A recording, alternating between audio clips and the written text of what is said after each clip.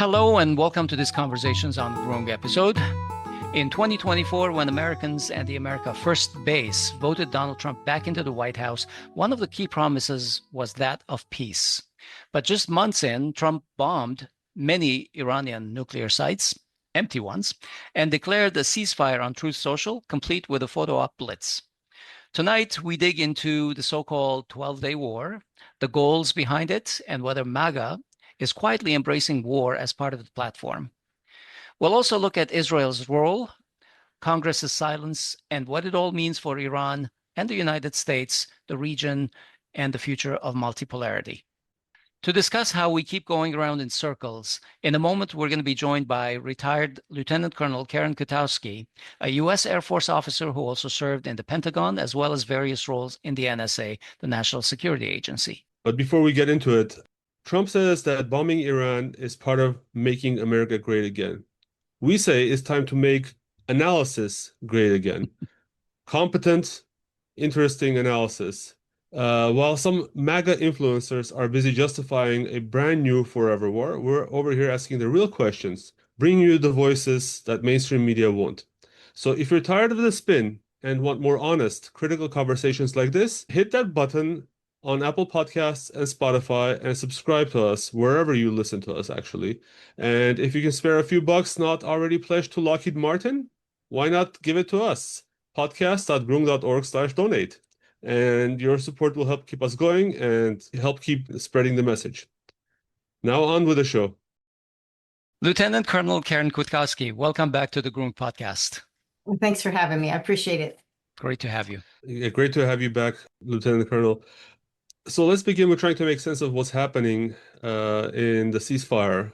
Israel launched a brutal, unprovoked war, targeted assassinations of leaders, political leaders, military leaders, scientists, the top nuclear negotiator, their families and children.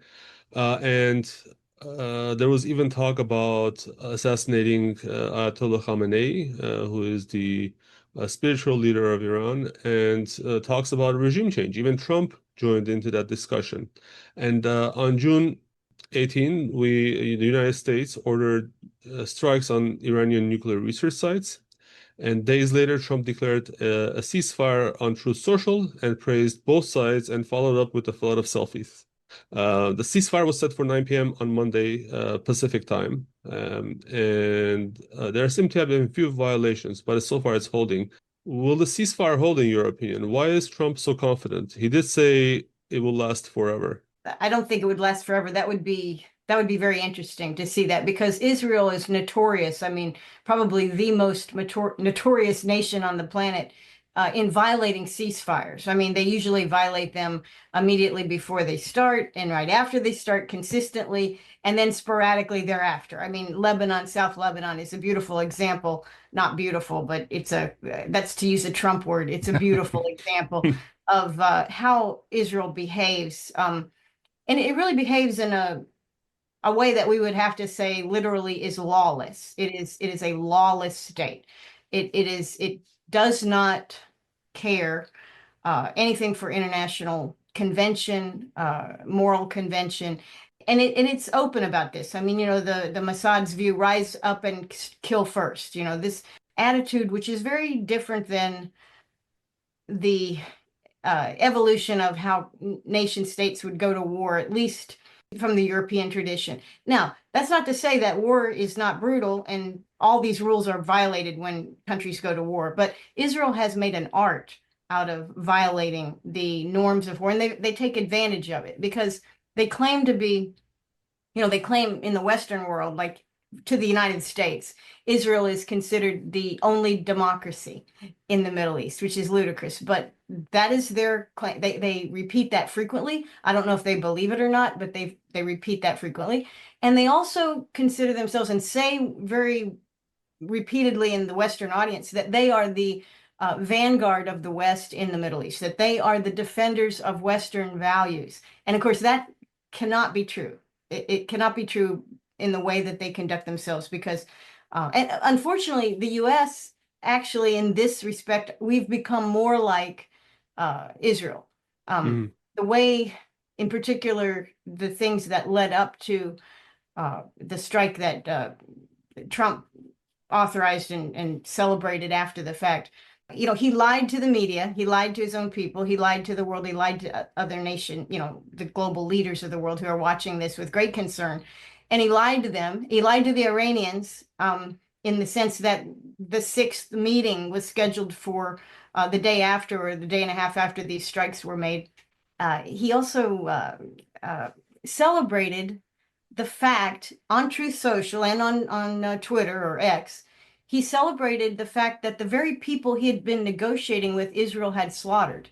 They had targeted assassinations of the negotiating team. Now, you know, war is war. You know, obviously you want to kill the enemy. But this idea that you go after the diplomats first is very, you know, non-traditional. It's very brutal. It's just wrong. There are no rules. And by Trump and, of course, Netanyahu behaving the same way, behaving as if there are no rules, that means that there will be no rules when time comes to deal with America. So the lessons taken by other countries have to be, you cannot trust President Trump. He will say one thing, he will stab you in the back the next day, then he'll say something else, and he'll make a joke about it when your kids die. So this is who he is. It doesn't mean that's who he really is as a human being. I don't know. I don't know him personally. But who he is as a leader of a state is unreliable, deceitful, and untrustworthy, which will impact how we, as the United States, how we negotiate treaties with any country, including the big guys like Russia, like China. Who can trust Donald Trump? You know, that's one of the things we've learned from this. I think even the people that like Trump and support him, and certainly you know, his America First theme is very appealing to me. I think that was a good thing, but he's proven himself to be completely untrustworthy.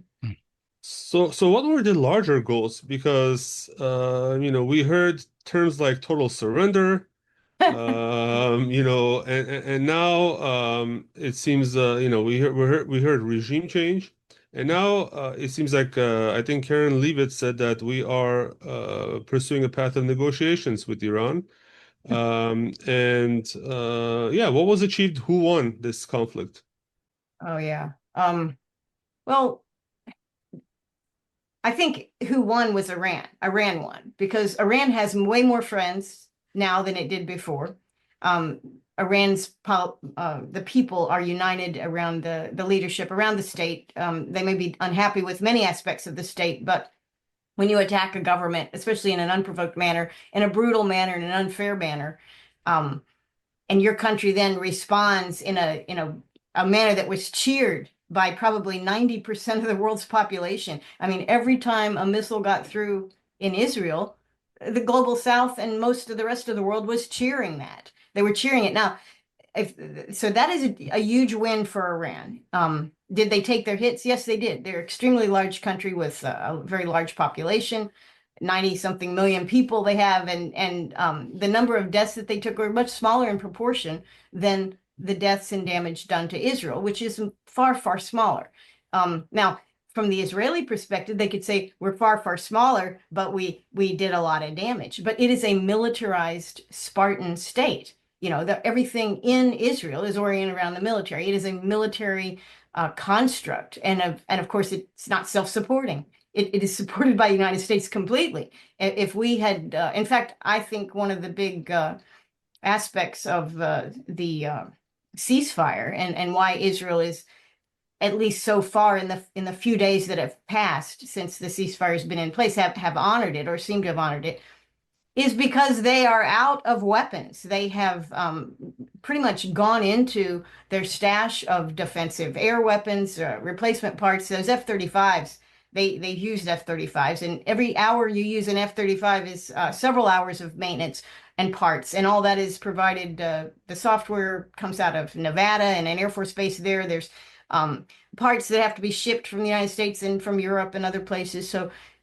they've already dropped the equivalent, I think it is, of 8 Hiroshima-sized bombs of ordnance, destructive power on Gaza. So that was weapons and material, maybe not air defense, but it was certainly part of their military stash. So I would say Israel's pretty depleted, and they needed this ceasefire for the same reason we talked why Russia says Ukraine wants a ceasefire so they can rearm. And I think it's very clear that's part of what Israel is doing here. But for the Israelis, they've never taken hits like this before. So the society there is disturbed. They don't, I don't think Israelis get what they are doing to Gaza as being bad. I don't think many of them consider it to be bad. It's just put it out of their mind. They don't think of Palestinians as people. Are they aware of the human impact in Gaza? Yeah, they don't. I don't think they are, and I don't think they pay attention to it. And honestly, just like in this country, you cannot get news in the United States. I can't get news in the United States. I can't get anything that's valuable. You do get some benefit from going on X, and you can see what Trump is saying, because then at least you know who he talked to last. You can get a sense of who's running your government that moment. But for the most part, in terms of analysis and reporting, you have to go overseas. You have to go internationally. You have to go on Telegram and follow the people that you trust on Telegram to give you factual information. So this argument that they're having right now as to did or did not the nuclear materials actually get destroyed, particularly at Fordo? Did they, what happened to them? That's right. Well, Trump and his administration are very adamant that we must consider that these have been destroyed. And I actually think that's part of his negotiating position, that we are going to assume they don't exist. Therefore, we can engage with diplomacy with Iran now, because we've solved that problem. They no longer exist. But there is a thing called reality that people are interested in reality. They really want to know. And of course, in terms of Israel's interest, obviously, we can talk about regime change. I mean, Israel has wanted regime change. They don't want regime change. They want chaos, just like they got in Syria. Who puts an ISIS guy in charge of a country? Well, Turkey and Israel did. Why? Because they both see benefits to chaos in Syria. And it's not that they say, oh, an ISIS guy, he's reformed, he'll be a great leader. No, that's not it. And they want the same kind of thing for Iran. But that's the regime change thing. But Trump wants to be able to check a box that says, I made a peace with Iran. And he can't make that peace if there's discussions out there of, hey, they actually still have 400 pounds of highly enriched or 60% enriched uranium, whatever it is. And they can, they're still 3 weeks from the bomb, like they've been for the last 20 years, according to Netanyahu. Yeah. So Syria, of course, is a completely different story. But in Iran, when we are talking about dropping all these bombs and then claiming monumental damage and obliteration, now Trump suddenly says that negotiations are not even necessary anymore, because it's like the stuff suddenly disappeared. I'm wondering if beyond just negotiations, was he sort of forced into action which he didn't want to take? This is where we come back to the America First promise of not doing any wars. So he just did whatever he had to do and got out of it. And then do you remember that he had a very acrimonious exchange with Netanyahu, telling him to stop breaking the ceasefire, that big, beautiful ceasefire that he negotiated. So I think you already answered. Is the Iran nuclear program dead? No, as far as I can see, it's stimulated. I mean, now I think they have more focus in what it is that they need to do. And it's not just air defense and protecting their energy, nuclear stuff and other important things. It is actually, I think they need to, I don't know what the Ayatollah thinks, because obviously he does not believe nuclear weapons are good. They're not morally good, and they're not morally good. However, the people of Iran can easily look at the Pakistan model. They can look at the North Korean model. And if you have a bomb, you only need one. Yeah. If you have it, people take you more seriously, people being your imperial enemies, which are right now for Iran is the United States and Israel.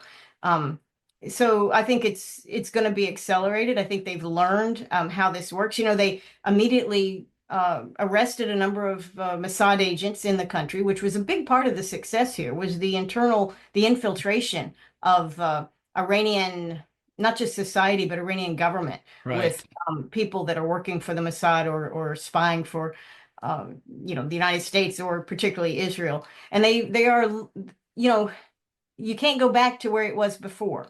The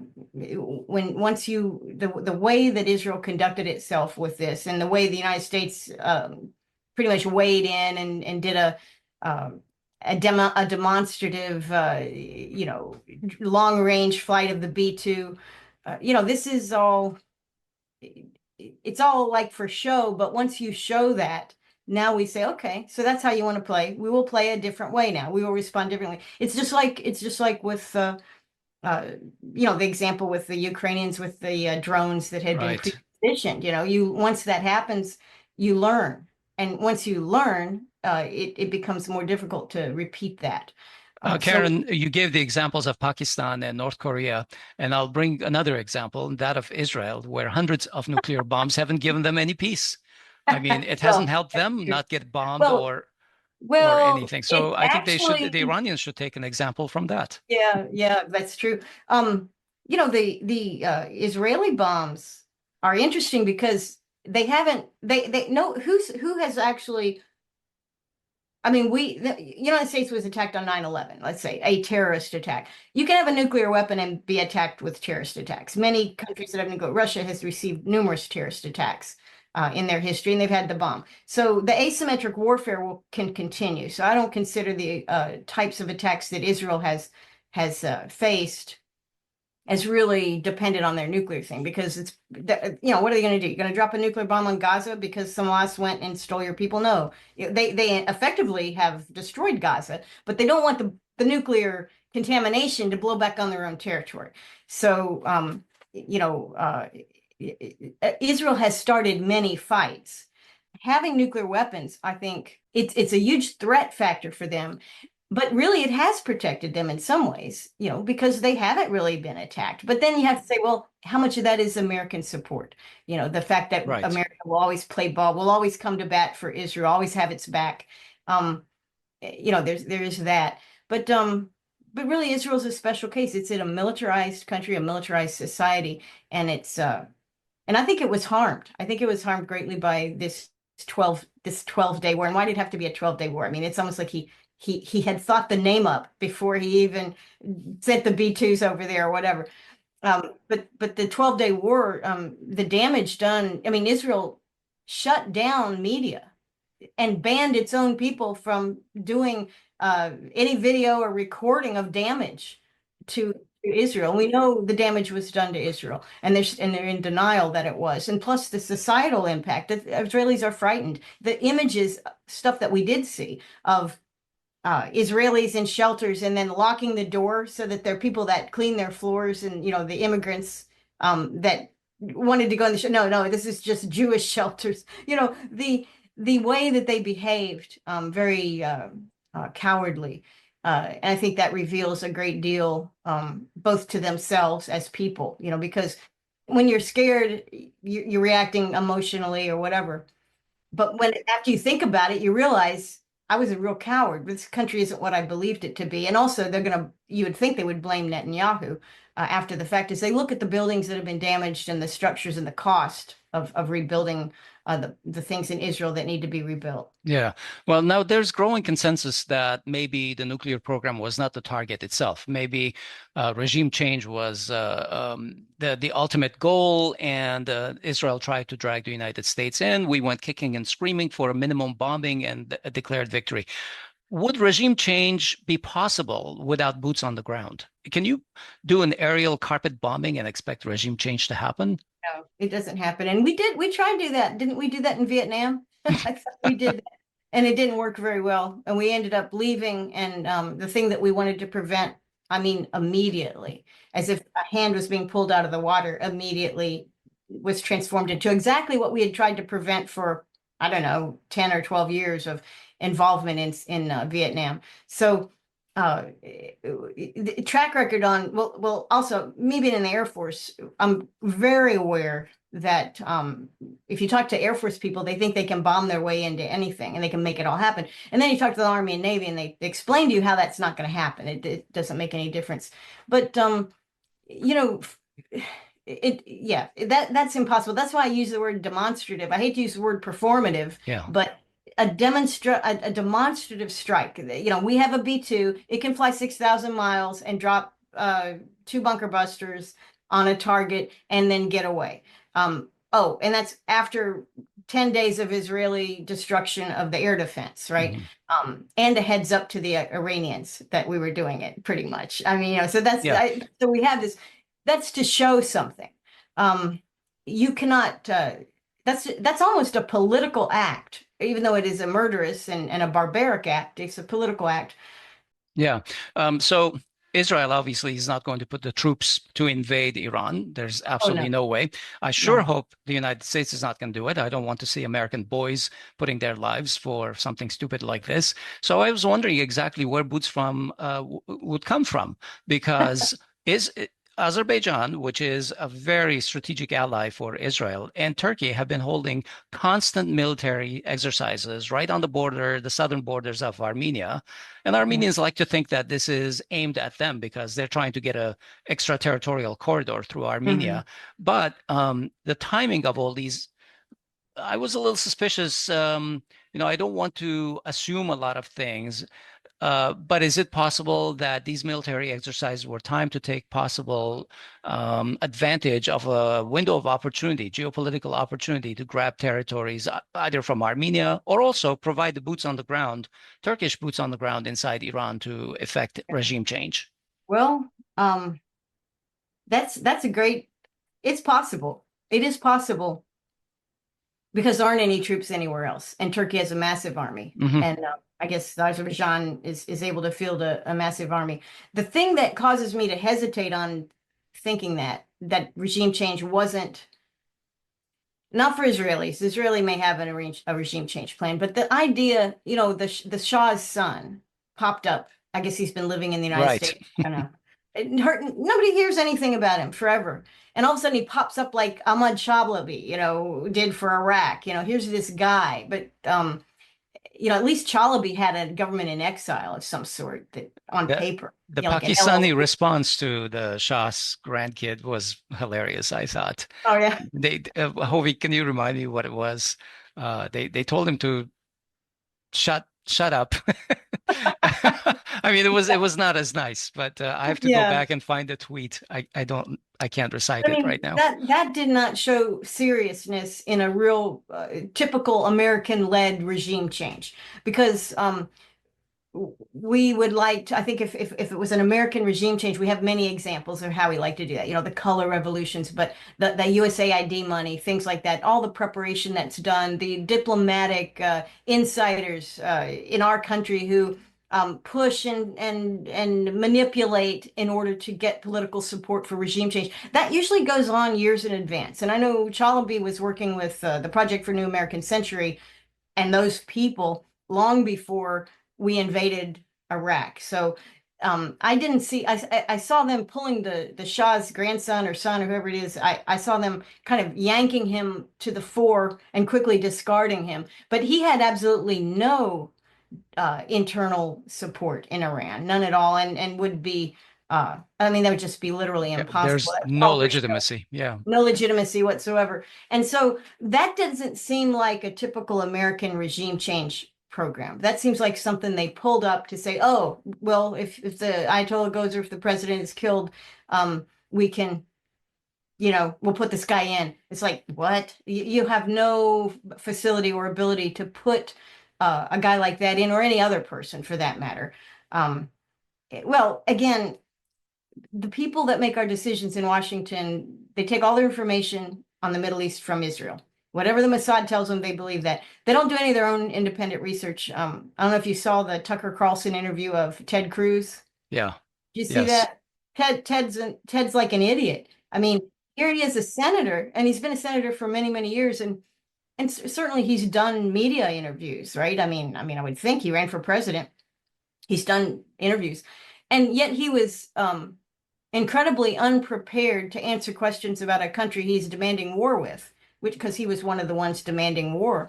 And he admitted that his biggest plank for running for senator was to be a friend of Israel. Well, I mean, even if it was, why would you tell Tucker Carlson that? That's just stupid. Silly. It was silly.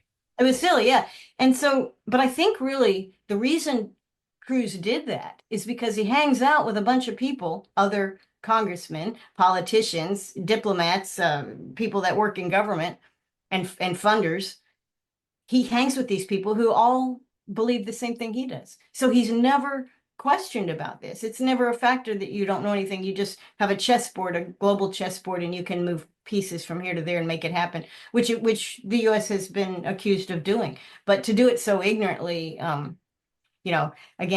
it's just nuts. And maybe that's why Trump is flip-flopping and changing, and because he was happy with Netanyahu. Then he was mad at him because he broke the ceasefire with his airplanes.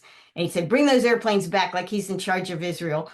And then he does it. And then he sent out today a glorious defense of Netanyahu. And he said, I can't get over, I don't know if you saw the one I'm talking about. It's a very long Truth Social. And he goes, Netanyahu and I have been through hell together. And I'm like, what are you smoking?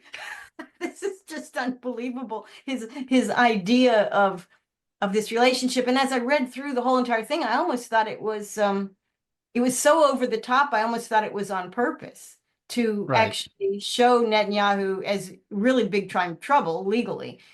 Because there's no doubt his people are they blame him for the hostages not being back. They blame him for the cost of living that has risen. They blame him for all the businesses in Israel that have closed. They blame him for the ports being either closed or bankrupt, the damage done that somebody's got to pay for. Will the Americans pay for all that damage? Probably. But Israel has to rebuild. They're never usually in that position of having to rebuild. And it's all because of Netanyahu. And he's saying, oh, we have a great victory. We have a great victory. I don't think his people believe it. I don't think they like him very much. Honestly, it's a rare leader that's going to be popular after as many years that Netanyahu's been in charge. And he's corrupt as he can be, which is well known among Israelis, how corrupt he is. And here's Trump saying, oh, he shouldn't be charged. This is crazy what they're doing to him. He should get a pardon. Who's going to pardon him? Trump, are you going to pardon him? This is like just insane stuff. Is this guy our president? It's just amazing the things that he says. And in addition to being amazingly,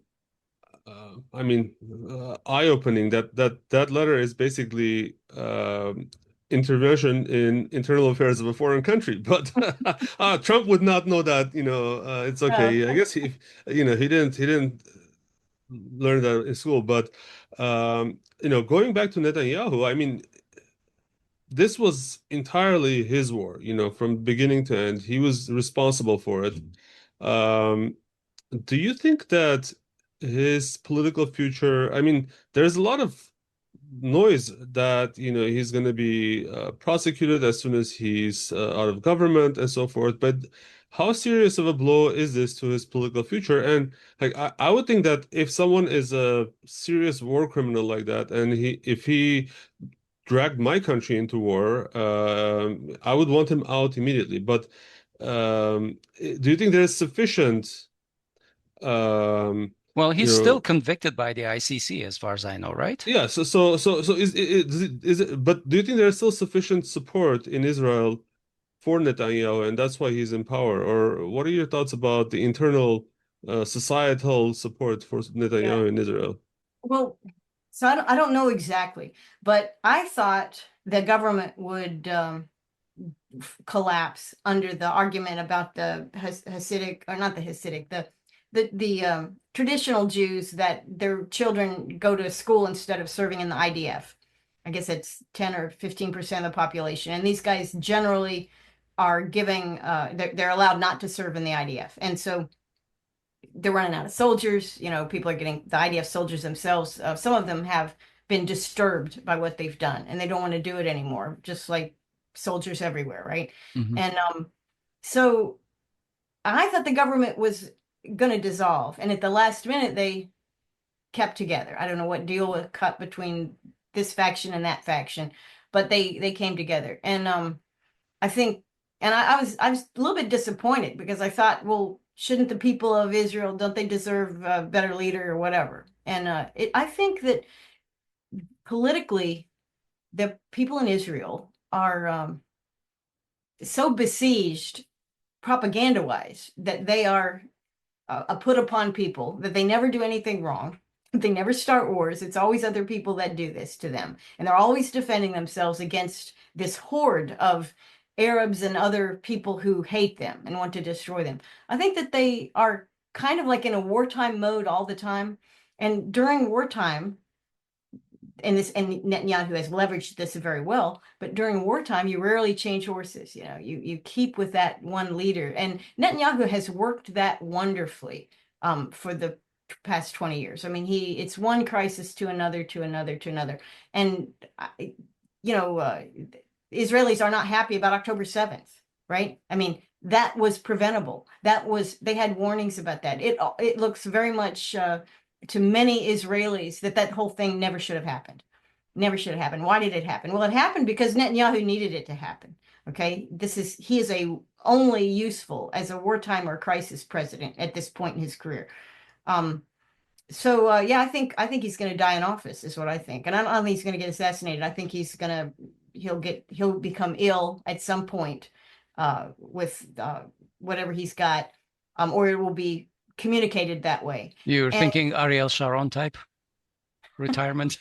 Well, yeah. I mean, I think he'll retire, and whoever's next will be somebody he picked, and that guy will probably pardon him or ensure that the charges are all not pursued.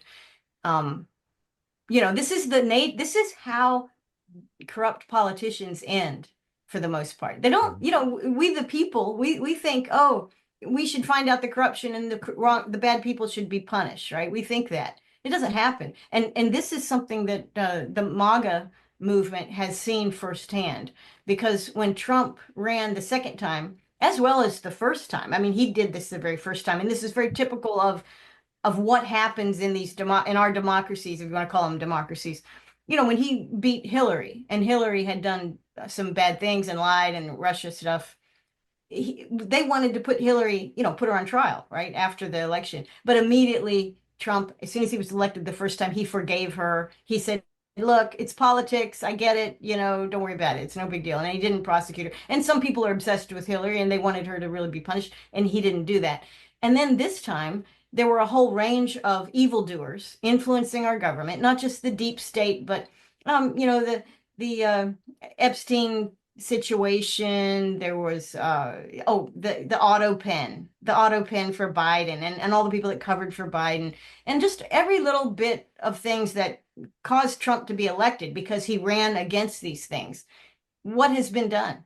He's done a lot in 5 months. He has done a ton of things. He's issued more executive orders than I think any president has issued in 5 months, or 6 months now. But has he gone after the actual evil? Have any of those guys, even the neocons, have they been exiled from office? Yeah, No, they haven't been. Almost nothing's happened.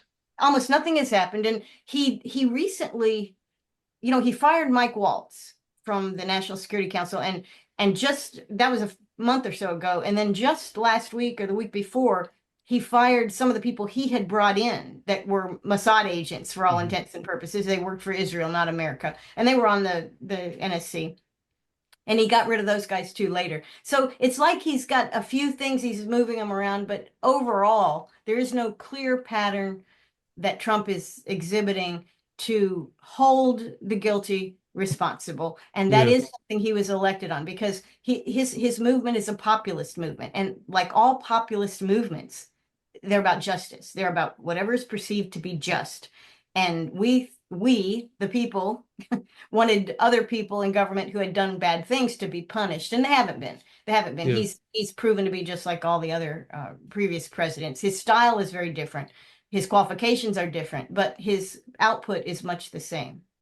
So do you think that, with the exception of, I guess, a few MAGA figures like Tucker Carlson and Steve Bannon, many others have stayed silent, even though there is this sense that his base is uneasy in terms of what he did. Do you think that he will be able to fix that problem, or will there be a split in Trump's base? What are your thoughts on that? Yeah. Well, I thought well, we saw a split with the decision to this on this bombing, and also people who don't pay close attention, and I really am in that category in one respect, because I remember Trump saying, "I've got 2 weeks, I'll make the decision in 2 weeks," and it didn't dawn on me until, I mean, probably just a few hours before he sent those B-2s, that that whole thing was a fraud. It was a charade. The decision had been made long before, and probably he knew he was going to call it a 12-day war. I mean, the whole thing was orchestrated. And that was something that's entering into a war for Israel, entering into another war, starting another war. That was very much opposed by more than the half of his base. Probably 80% of his voters opposed that. They opposed it on principle. And then by ending it very quickly, I think he got back about half of them. So I don't think it's a 50-50 split. I think Trump and his voters, it's almost like the people in Israel, they're stuck with Netanyahu. Who are you gonna have? Who are you gonna get? Are you gonna get somebody better than him, worse than him? We don't know. So I think Trump's base is stuck with Trump. Um, we are easy to forgive him, I mean, on this thing, because basically, for all of the bluster and all of the idiocy that comes out of his mouth, we haven't put boots on the ground. We haven't suffered serious losses of any type. I think it's going to be forgivable. But the problem is the trust isn't there. He has destroyed the trust, not just with global leaders and the rest of the world. He's destroyed trust with his base. So now the people, and you think about the people who voted for Trump, many of them were first-time voters or second-time voters, in that they had voted for Trump before, but that prior to those years, they didn't participate. Many of them are independents, which means they don't care what the political party says. They make a decision based on their own assessment. And Trump is behaving in such a way that many people's assessment is permanently changed. So I don't think his base is split in a significant way. I think his base has become smaller. And many people, in my opinion, are just not going to support him. Yeah. They're just gonna go back to the kind of Americans they were before. We don't vote because it doesn't make any difference. No matter who you vote for, like Tom Woods says, no matter who you vote for, you always get John McCain. So they're tired of it. They're not gonna. Nothing ever changes. Yeah, nothing ever Yeah. changes. Your vote doesn't matter. They turn away from the president, and he can win them back because we're this group of populists, this populist people. We want to hear what we want to hear. Just like he strokes Netanyahu and says, "Oh, wonderful Netanyahu, we're friends, we're blood brothers, we're whatever. Oh, you're so smart and wise. You should be pardoned. There's no crime, whatever." That's Netanyahu. If he says that to the American people and starts doing America first type of things, it won't take much, and his base will say, "Well, at least he's doing that," and Yeah. they will not desert him. I don't know if he knows this. I think he does. He seems very political. He seems Well, to understand. he's very inconsistent from time. I mean, sometimes when you talk about any issue, whether you're talking about these bombings or tariffs or whatever, it's almost like you have to ask, are you talking about the morning tariffs or the afternoon tariffs? That's It's right. just unclear. But let's close with a question that's been on our minds. Across the U.S. cities, when these B-2 bombers started rolling and the bombings happened, only hundreds protested the unlawful bombing of a sovereign nation, which was not even an imminent danger to the United States. And we did this sort of unilaterally without any kind of authorization from US Congress. What's happened to the peace movement in the United States?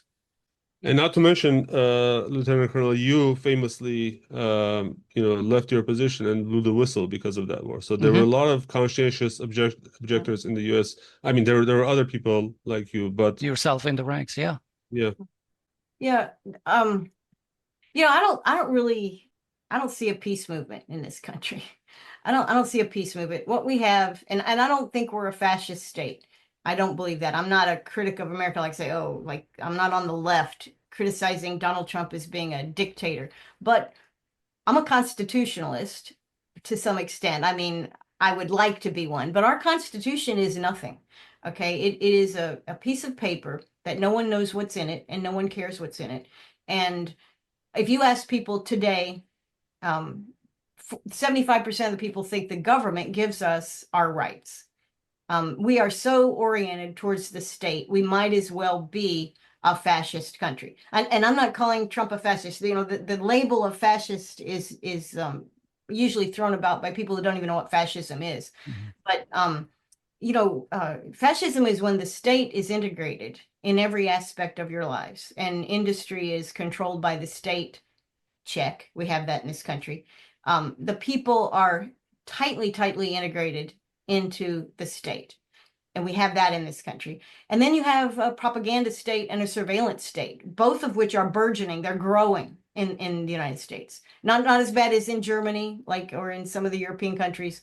Not as bad as in North Korea, perhaps, as a stated. I think are they communist in North Korea? Is that what he considered? Yeah. So they have an ideology that they run by, which entails all of this stuff. But see, we call ourselves a republic. We call ourselves a democracy, but we don't have those trappings anymore. So what we have to say is, like, is there a peace movement? Well, there is one, but can it get any toeholds? No, it can't, because we actually operate as a almost a proto-totalitarian state. That is how I see it.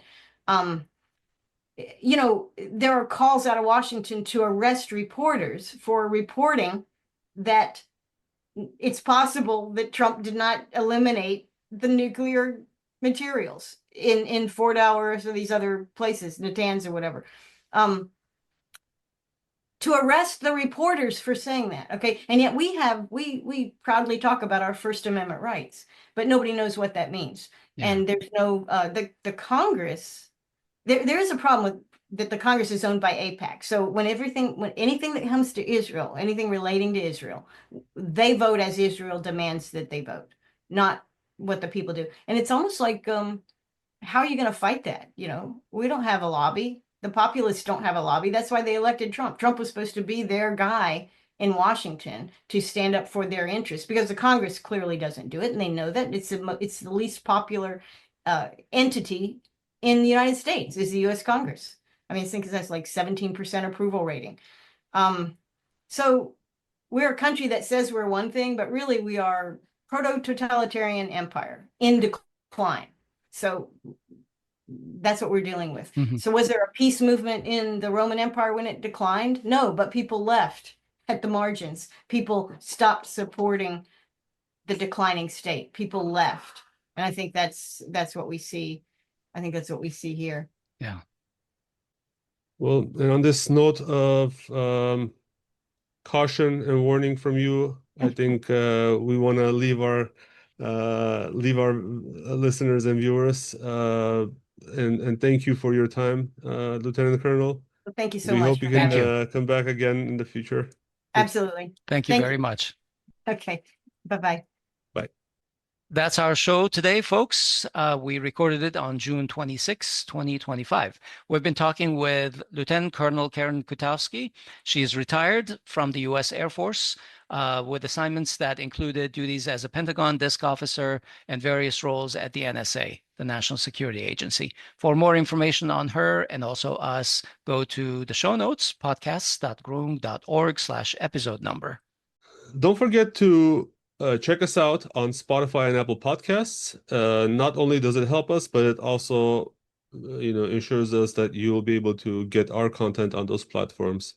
And leave a rating when you can. Thank you very much. Again, Apple Podcasts and Spotify.